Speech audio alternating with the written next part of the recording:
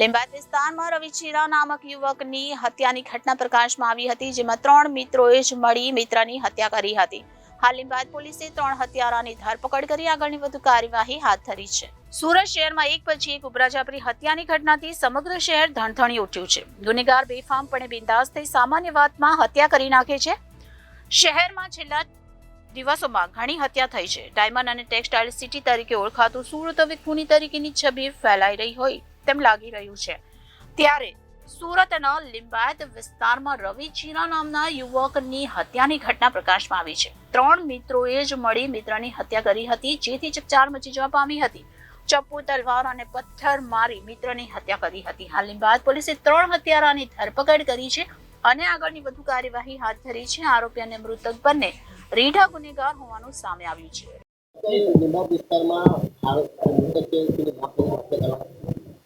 આજથી 3 થી 4 દિવસ પહેલા એક વ્યક્તિ રવિ ચીરા એ પોતાના મિત્રો સાથે મનોજ શિવા અને આ પ્રકારના એના 3 મિત્રો હતા, એની સાથે બેસી રહ્યો હતો અને એ વખતે આ બંને વચ્ચે બોલાચાલી થઈ હતી.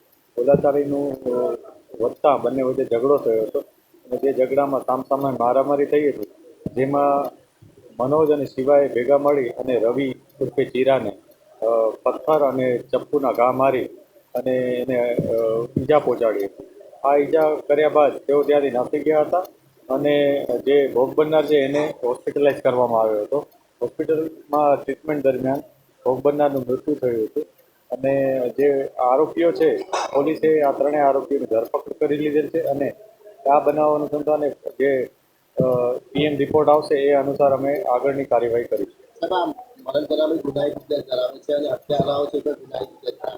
આ હત્યારાઓ અને જે મરણ જનાર છે આ બધા એકબીજાના મિત્રો છે. અગાઉ પણ તેઓ મારામારી અને અન્ય બીજા ગુનાઓમાં ડિંડોલી અને અન્ય વિસ્તારમાં લિંબાયતમાં બધે સંડોવાયેલા છે અને અત્યારે જ્યારે એ લોકો ભેગા બેઠા હતા ત્યારે એ લોકો મિત્રતાના નાતે જ બેઠા હતા અને કોઈ પણ કારણસર બધા વચ્ચે ઝઘડો થયો હતો અને ઝઘડાનું સ્વરૂપમાં અને આટલી ગંભીર ઈજાઓ થઈ હતી અને આજે એનું મૃત્યુ થયું છે hospital. Reporter Hitesh Prajapati, Janadesh news, Surat.